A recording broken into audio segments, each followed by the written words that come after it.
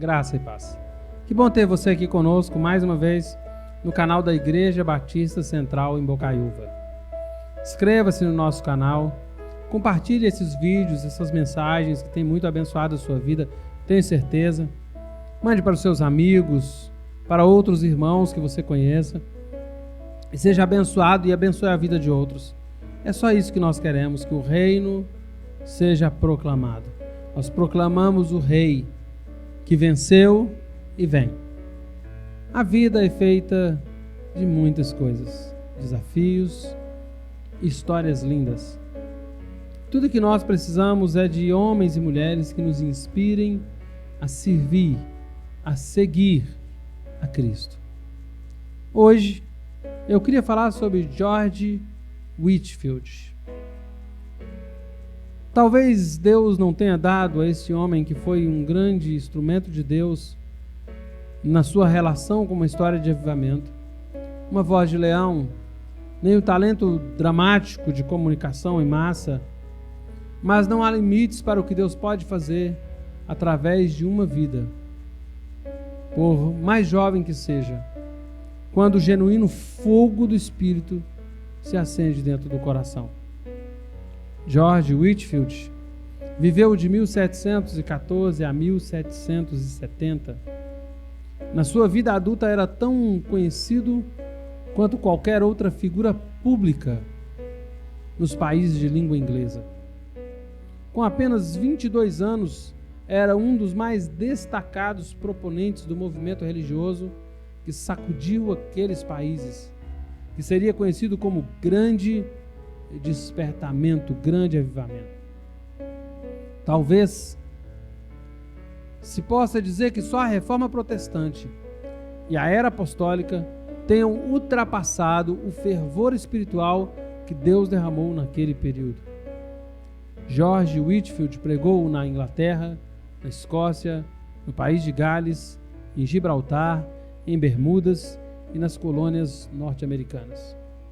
Sua vida serviu de inspiração e tocha para vários outros pregadores contemporâneos e pregadores posteriores. Eram homens de fervor que procuravam entregar suas vidas 100% a Cristo Jesus. Há alguns fatos a respeito da juventude de Whitefield, sua conversão e preparação para o ministério. Ele era o sétimo e último filho de Thomas e Elizabeth Whitefield. O pai era proprietário de um hotel em Gloucester, na Inglaterra. Era o maior e mais fino estabelecimento da cidade. Tinha 2 auditórios, um dos quais era usado para a exibição de peças teatrais. Quando tinha apenas 2 anos de idade, o pai de George faleceu. Depois de alguns anos, sua mãe casou-se novamente. Porém, foi uma união terrível, que terminou em divórcio e fracasso financeiro. Desde pequeno, George Whitefield destacou-se como talentoso orador e ator nas peças teatrais da escola. Sua mãe, vendo seu potencial, fez questão que ele estudasse, embora outros de seus irmãos tivessem que trabalhar para sustentar a família. Da mãe, George herdou a forte ambição de ser alguém no mundo.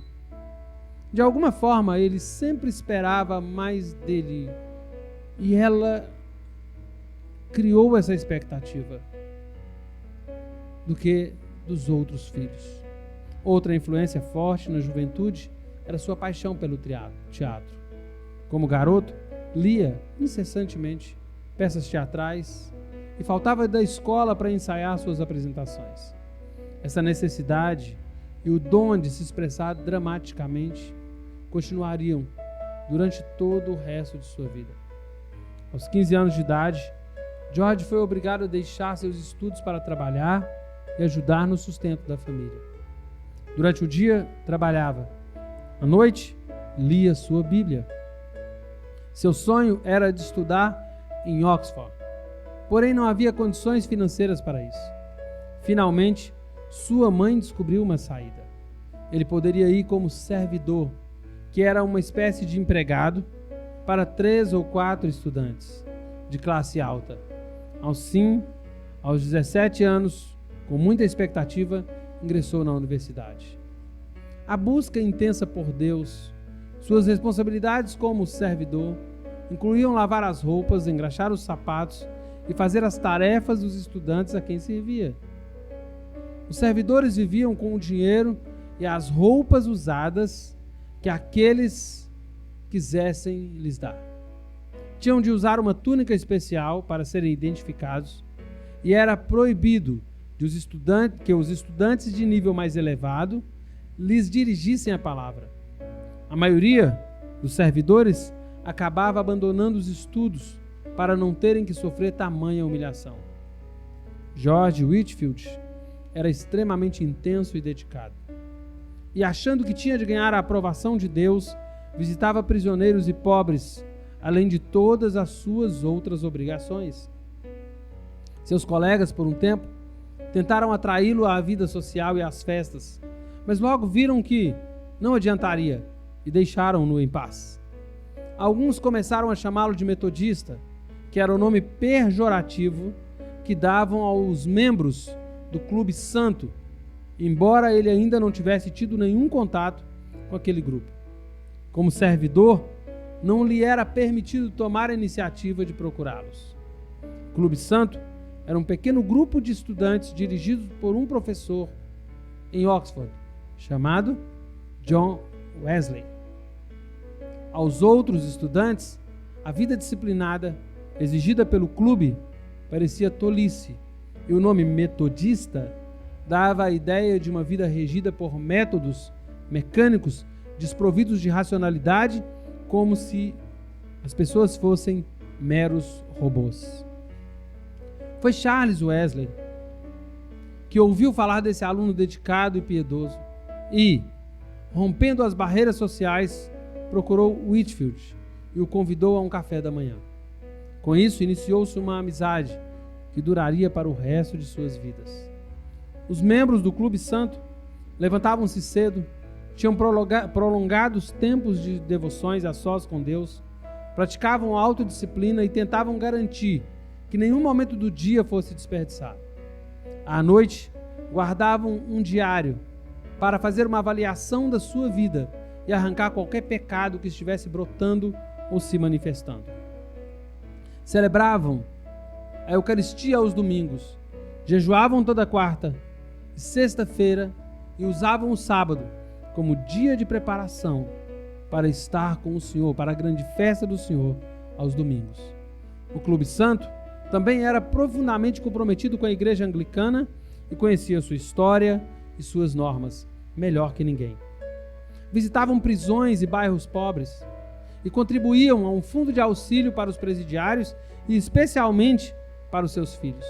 Os membros também se esforçavam muito no pastoreamento de estudantes mais jovens, ensinando-os a evitar más companhias e encorajando-os a serem sóbrios e estudiosos, até mesmo auxiliando-os quando tinham dificuldades nos estudos. Tudo isso era ótimo, mas havia um problema fundamental. Era uma salvação baseada em obras. Por mais que fizessem, experimentavam pouquíssima alegria, pois a natureza da sua salvação ainda era um mistério insondável e Deus parecia estar muito distante. Nenhum dos líderes havia ainda experimentado a verdadeira graça de Deus no Evangelho de Jesus Cristo. Whitefield ficou mais e mais consciente de seu anseio interior por conhecer Deus de forma íntima e verdadeira, mas não sabia onde recorrer. Ele lia com voracidade e finalmente achou um livro antigo, escrito por um escocês desconhecido, Reverendo Henry Scougal, intitulado A Vida de Deus na Alma do Homem. Nesse livro, Whitefield descobriu que todas as suas boas ações que pensava estarem lhe conquistando ou conquistando-lhe o favor de Deus não tinham valor algum. O que precisava realmente era Cristo ser formado dentro dele, ou seja, novo nascimento. Scougal Ensinou que a essência do cristianismo não é a execução de obrigações exteriores, nem uma emoção ou sentimento que se pode ter. A verdadeira religião é a união da alma com Deus e a participação na natureza divina. Viver de acordo com a imagem de Deus desenhada sobre nossa alma, ou, na terminologia do apóstolo, ter Cristo formado em nós. Whitefield aprendeu esses ensinamentos e retirou deles a maravilha que é Deus querer habitar no nosso coração e realizar a sua obra através de nós, e quão profunda e admirável é a graça que torna possível a vida de Deus habitar na alma do homem. Este livro maravilhoso, porém, acabou deixando Whitefield quase enlouquecido. Ele não sabia como nascer de novo, mas começou a buscar essa experiência com todas as suas forças. Deixou de comer certos alimentos e dava o dinheiro que economizou com isto aos pobres. Usava só roupas remendadas e sapatos sujos. Passava a noite inteira em fervorosa e suada oração e não falava com ninguém. Para negar a si mesmo, abandonou a única coisa que realmente gostava, que era o Clube Santo. Começou a ir mal nos estudos e foi ameaçado com expulsão. Seus colegas o acharam completamente pirado. Orava ao ar livre, no relento, mesmo nas madrugadas mais gélidas, até que uma de suas mãos chegou a ficar preta. Finalmente ficou tão doente, enfraquecido e magro, que não conseguia nem subir a escada para sair do quarto. Tiveram de chamar um médico, que o confinou à cama por 7 semanas. Mas uma simples oração, de forma surpreendente, foi nesse tempo de descanso e recuperação que sua vida foi simplesmente transformada. Ele ainda mantinha um tempo devocional com Deus, de acordo com suas forças, mas agora começou a orar de forma mais simples, deixando de lado todas as suas ideias e esforços e tentando realmente escutar a voz de Deus. Certo dia, Whitefield se jogou sobre a cama e clamou: "Tenho sede." Foi a primeira vez que havia clamado a Deus em total incapacidade e insuficiência. Foi a primeira vez em mais de um ano que sentira alegria. Nesse momento de total entrega ao Todo-Poderoso, um pensamento novo penetrou em seu coração. George, você já tem o que pediu. Você cessou suas pelejas e simplesmente creu e agora nasceu de novo. Foi tão simples, tão absurdamente simples, ser salvo por uma oração tão singela, que Whitefield começou a rir. E assim que riu, as comportas do céu se romperam e sua vida foi inundada por um gozo indizível, cheio e transbordando de grande alegria e glória. Sua aparência exterior ainda era a de um universitário, doentio e fraco. Porém, a carreira de maior evangelista do século XVIII tinha acabado de nascer. Ele ainda levou 9 meses para recuperar fisicamente, mas no seu coração havia um só desejo: compartilhar as boas novas que Jesus Cristo viera para os pecadores e que o pecador só precisava arrepender-se, aceitar a morte expiatória de Jesus e lançar-se nas mãos de Deus. Em sua casa, em Gloucester, Whitefield manteve sua vida disciplinada do Clube Santo. Mas tudo agora tinha um novo significado. Não era mais para alcançar o favor de Deus ou tornar-se justo, mas para focalizá-lo em servir a Deus. Diariamente, meditava numa passagem bíblica que lia em inglês, depois em grego e, finalmente, no famoso comentário de Matthew Henry. Orava sobre cada linha que lia, até que entendesse e recebesse o seu significado e sentisse que já fazia parte de sua vida. Logo, fundou uma pequena sociedade que se reunia todas as noites. Não demorou muito e já estava tendo oportunidades de pregar. Inicialmente tinha receio de ser ordenado muito jovem e se envaidecer, mas colocou-se diante de Deus e pediu um sinal. Se por um milagre houvesse provisão para voltar a Oxford e se formar, ele aceitaria a ordenação. Pouco a pouco, foi isto que aconteceu. Ao mesmo tempo, soube que os irmãos Wesley tinham ido à América como missionários e que precisavam de alguém para dirigir o Clube Santo. Dessa forma, voltou a Oxford, completou seu curso e foi ordenado. Inicialmente, tentou ficar quieto no seu lugar. Seu objetivo era alcançar outros estudantes na base de 1 a 1, mas havia um problema. Desde o momento que abriu a boca, todos queriam ouvir mais. Depois de 4 semanas pregando mensagem em Gloucester, Bristol e Bath, um pequeno avivamento se iniciara. As igrejas estavam lotadas e as ruas estavam cheias de gente tentando entrar. Whitefield tinha apenas 22 anos nessa época. Apesar de sua formação acadêmica, Whitefield utilizou muito mais seus talentos dramáticos para comunicar as verdades espirituais do que seu conhecimento intelectual. Concentrou no aperfeiçoamento do que hoje chamaríamos de linguagem corporal. A paixão seria sua chave na pregação das verdades espirituais que muitos já tinham ouvido, porém sem vida. Sem muita prática em homilética, sua sensibilidade gramática logo o colocou numa classe à parte. Lágrimas, fortes emoções, agitado movimento corporal, mas acima de tudo, uma experiência intensamente pessoal de novo nascimento. Eram características de suas pregações e das reações dos seus ouvintes. Sua prodigiosa memória o capacitava a transformar o púlpito num teatro sagrado que representava os santos e pecadores da Bíblia diante de seus ouvintes fascinados. Entre os que ficavam encantados diante das grandes pregações estava um ator inglês, David Garrick, que exclamou: "Eu daria 100 guineas, a moeda inglesa da época, equivalente a mais de 1 libra moderna, se eu pudesse dizer, como o Sr. Whitefield." Com suas mensagens vivas, dramáticas, cheias de alegria espiritual, o país da Inglaterra começou a ser abalado. As verdades eram simples e diretas, baseadas nas doutrinas básicas do novo nascimento e da justificação pela fé. Mas para as pessoas que nunca antes ouviram tais coisas com clareza, eram como descargas de raios diretamente no coração. Ele não estava declarando sua própria mensagem, mas a mensagem de Deus, e gritava a plenos pulmões: "É necessário nascer de novo." Logo houve resistência, principalmente por parte dos clérigos que se perturbavam com a oração de Whitefield, para que eles também nascessem de novo. Pessoas das camadas mais elevadas da sociedade também não gostavam de ouvir que eram pecadores e precisavam se arrepender.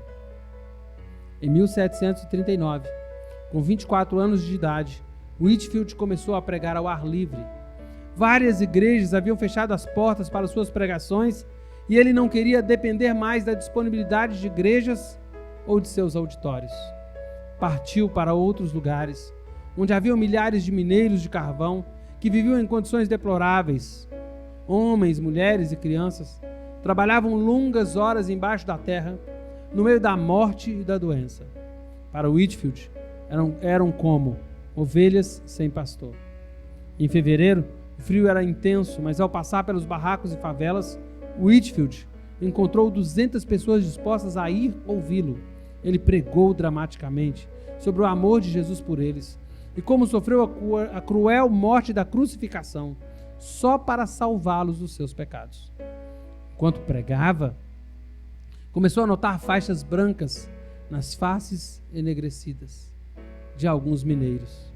Logo todos os rostos escuros estavam manchados com lágrimas que corriam enquanto o evangelho de Jesus os convencia a todos, um por um. 3 dias depois, foi proibido de pregar em Bristol novamente pelo conselho da diocese. Porém, no dia seguinte, ele pregou na própria mina, onde desta vez havia 200 pessoas para ouvi-lo. No domingo seguinte, havia 10.000 e muito mais pessoas da cidade do que das minas. E no dia 25 de março de 739, a multidão foi estimada em 23.000 pessoas. Com este método, heterodoxo e controvertido de pregação ao ar livre, parecia não haver limites para o crescimento do grande despertamento. Cortou aí? Quer cortar? Estima-se que Whitefield tenha pregado para mais de 2 milhões de pessoas só naquele verão. Sua ousada pregação nos campos abalara de vez o fraco e tímido cristianismo de sua época. Quando chegou em Filadélfia, em agosto daquele ano, os jornais noticiaram que George Whitefield havia pregado a mais pessoas do que qualquer outra pessoa viva e provavelmente do que qualquer outra pessoa na história até então. Whitefield cruzou 7 vezes o Oceano Atlântico entre Inglaterra e América. Faleceu em 1770, com apenas 55 anos de idade. Em 34 anos de ministério, pregou mais de 18 mil sermões, ou uma média de mais de 10 sermões por semana. No seu último ano de vida, apesar da saúde prejudicada pela extrema intensidade de sua vida, recusou-se a parar, dizendo que preferia esgotar-se a enferrujar. Antes de pregar sua última mensagem, sentindo-se muito mal, Whitefield orou: Senhor, se ainda não completei minha carreira, deixa-me ir falar por ti mais uma vez no campo, selar tua verdade e voltar para casa e morrer. Sua oração foi respondida. Seu último discurso foi no meio da tarde, num campo, em cima de um barril. Seu texto foi: examinai-vos a vós mesmos se realmente estáis na fé. 2 Coríntios 13:5. O tema foi Novo Nascimento. No começo, falava com muita dificuldade, sua voz rouca, sua dicção pesada. Frase após frase saía sem muito nexo, sem atenção ao objetivo ou oratória. Mas de repente, sua mente se acendeu, sua voz de leão bradou mais uma vez, alcançando as extremidades de sua audiência. Falando da ineficácia de obras para merecer a salvação, Whitefield trovejou: obras, obras! O homem alcançar o céu por obras. Eu pensaria antes em alcançar a lua subindo numa corda de areia. Essa foi a exortação final do grande pregador. A luz que brilhou na sua alma queimou com ardor até o fim de sua vida. Talvez Deus não lhe tenha dado uma voz de leão, nem o talento dramático da comunicação em massa, mas não há limites para o que Deus pode fazer através de uma vida, por mais jovem que seja, quando o genuíno fogo do céu se acende dentro dela. Que as nossas vidas sejam vidas dispostas a queimar, como foi a vida de George Whitefield. Que o Senhor te abençoe, que o fogo do Espírito arda em seu coração, em nome de Jesus.